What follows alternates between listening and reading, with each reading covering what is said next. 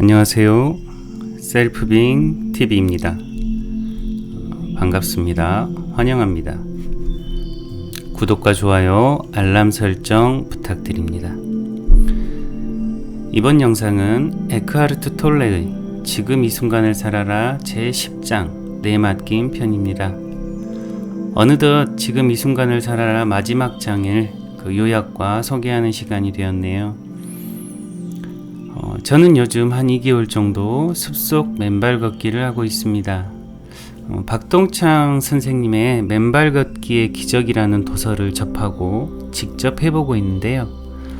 수족 냉증과 위장 질환이 많이 개선됨을 몸으로 느끼고 있습니다. 혹시 가까운 숲길이나 여의치 않으시면 흙길을 맨발로 걸어보시면 여러분의 건강에도 도움이 되실 것 같아서 말씀드렸습니다. 가능하시면 인근 도서관에서 도서를 대여해서 한번 보시고 걸어보시면 더 좋겠죠. 사실 몸에 좋은 운동이라 하더라도 그 운동의 원리를 내가 알고 하는 거하고 그냥 모르고 무작정 따라하는 거하고 좀 효과가 다릅니다. 자, 이제 본론으로 들어갈게요. 내 맡김이란 무엇일까요? 어떤 느낌이 드시나요? 우리는 경쟁이나 긍정, 의욕, 능동이 좋다고 느끼는 경향이 있어서 처음 이 단어를 들으실 때 그냥 되는 대로 상황에 맞춰서 지금 현실에 긍정하면서 살아가는 것인가 하는 생각이 드실 수 있습니다. 한마디로 좀 부정적으로 들리죠. 왠지 수동적인 것 같고요. 그런데 만약 그런 내 맡김이라면 굳이 에크하르트 톨레가 왜 우리한테 이렇게 말하고 책을 쓰고 또 우리가 또한 그걸 이해하고 실천할 필요가 있겠습니까? 당연히 그런 의미가 아니라는 말씀입니다. 톨레는 이렇게도 이야기합니다. 현존과 내 맡김이 지금 당신의 삶에 활력과 생기를 더해주지 않는다면 그게 도대체 무슨 소용이 있냐고 합니다. 솔직하죠. 이제 그 내 맡김에 대해 알아보겠습니다. 제가 여러 가지 도서를 접하면서 서로 연관되는 단어들이 어느 때부터인가 머릿속에서 짝지어지는 경험을 하고 있습니다. 톨레의 내 맡김이라 하면요, 데이비드 호킨스 박사님의 그 항복 또는 서렌더, 포기 상태, 그리고 레스터 레븐슨의 웰커밍, 즉 환영하기, 그리고 마이클 브라운의 현존 상태, 또한 바이런 케이티의 생각이 없는 나와 같은 의미입니다. 한마디로 얘기하자면 지금 삶의 상황에 대해 어떤 판단이나 해석을 끼워 넣지 않고 행위하는 상태를 이야기합니다. 그럼 우리는 왜 늘 각각의 상황과 대상에 대해 아무 도움이 되지 않는 이런 판단과 해석을 하게 될까요? 당연히 이런 판단과 해석을 통해서 내가 가까이 하고 싶은 상황은 가까이 하고 피하고 싶은 상황은 피하고 싶어서겠죠. 지금 제가 말씀드리는 거는 이제 논리적으로 그 상황과 대상에 대해서 우리가 판단과 해석을 하는 과정을 한번 살펴보자는 것입니다. 그 이유는 어떤 상황과 대상에 대한 기억 또는 관념을 갖고 있기 때문입니다.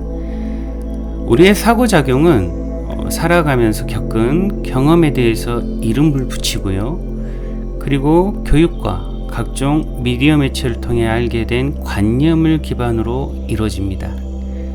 예를 들어 어떤 경험에 대해 안 좋다, 불쾌하다라는 이름을 붙였다면요, 그와 유사한 상황을 만나면 그 기억을 들춰서 같은 판단을 하고요, 그 상황을 피하려고 노력합니다.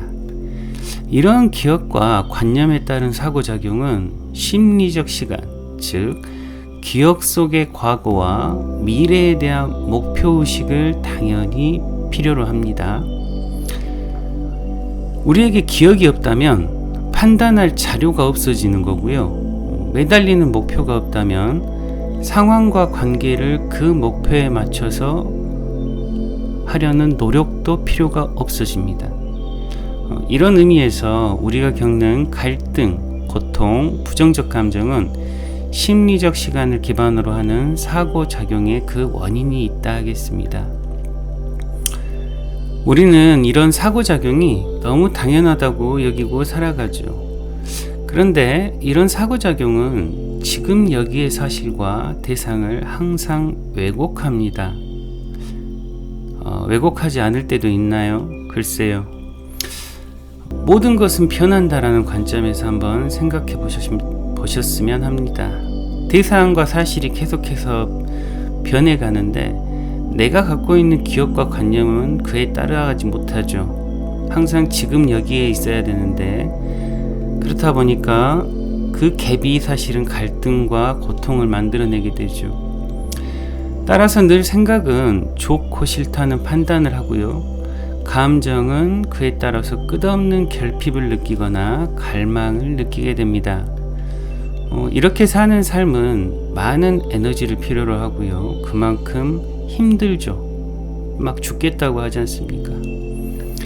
그리고 이렇게 힘든 삶에 대해서 우리가 취하는 방법, 방어 기제라고 할 수 있는데요. 보통 굴복이나 회피, 반격 등의 기제를 사용합니다. 굴복이라 하면 이제 나는 안 돼, 뭐 이런 죄책감, 수치심에 쌓여가지고 무의욕적으로 끌려다니면서 사는 거고요. 회피라 하면 어떤 힘든 상황이나 감정을 대할 때 그거를 다른 대체물로 대체해버립니다. 화가 나는데 그 화에 대한 감정을 예를 들어서 뭐 친구를 만나 수다를 떤다거나 뭐 술을 마신다거나 하는 걸로 대체하는 거죠. 감정이 그대로 남아있고, 또 반격은 나는 슬프지 않아 하면서 자기 기만적으로 사는 겁니다. 모두 지금 여기의 상황과 대상, 감정의 직면을 부정하고 있죠. 너무 주저리 말이 많은 것 같은데요. 우리 삶에 어떤 사고작용 그리고 그에 따른 문제를 이해해야 그에 대한 대안을 선택하기 때문입니다. 이런 괴로운 삶에 대한 대안으로 톨레는 내맡김을 제시합니다. 내맡김이란 지금 여기의 상황을 있는 그대로 환영하고 그에 맞는 행위를 선택하는 거죠. 여기서 제가 환영이라는 표현을 썼는데요. 이 표현은 레스터 레븐슨의 세도나 메서드의 번역을 차용한 겁니다. 받아들임보다는 더 와닿지 않으신가요? 지금 여기의 상황이나 대상에 대해 받아들임 또는 환영의 자세를 취하게 되면 판단이나 부정적 감정이 일어나는 것을 막을 수 있어요. 대신 그 상황이나 대상에 대해서 가장 이롭고 효과적인 행위를 선택할 수 있게 됩니다. 하나의 예를 들어보자면요. 비 오는 날 우산을 잃어버렸고요. 데리러 오기로 한 친구는 전화도 받지 않습니다. 너무 짜증날 수 있죠. 이게 사고작용입니다. 하지만 지금 나에게 우산이 없고 혼자 있다는 사실 그 자체는 나쁘지도 좋지도 않습니다. 그 상황에서 나의 마음속의 생각과 감정을 잠시 느껴보고 비가 오고 혼자 있군. 그럼 나는 뭘 하는 게 나을까 하는 거죠. 불평하고 상대를 비난하는 것보다 훨씬 나은 선택이고요. 가장 합리적인 선택을 할 수 있습니다. 그래도 짜증과 화가 올라온다면 도대체 내가 마음속에서 뭘 기대하고 있는가 하는 마음을 한번 들여다보십시오.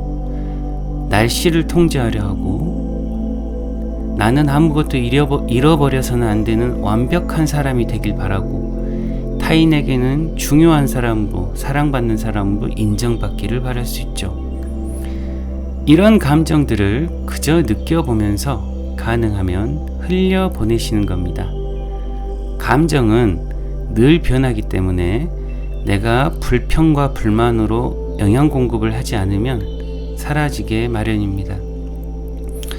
그리고 이런 내맡김이란 단어에 왠지 거부감이 생기시거나 어렵다면 각각의 상황에서 세 가지의 선택을 하라고 합니다. 자, 그 상황을 수용하기, 그리고 두 번째 바꿀 수 있다면 바꾸기, 마지막으로 수용도 못하고 바꿀 수도 없다면 그 상황에서 과감히 빠져나오기입니다.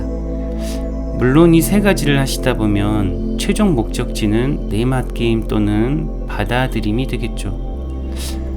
마지막으로 정말 받아들이기 힘든 사건들도 있죠. 가족의 죽음, 불치의 병, 전 재산의 상실 같은 거요. 이럴 때는 두 가지의 선택권이 있다고 합니다. 첫째는 그 상황이 내 통제권 밖이라면 그것을 이해하고 놓아두는 것이고요. 두 번째는 외부의 상황보다는 내면으로 시선을 돌려서 깊은 고통의 감정을 그것을 바꾸려는 의도 없이 그대로 느끼는 것입니다.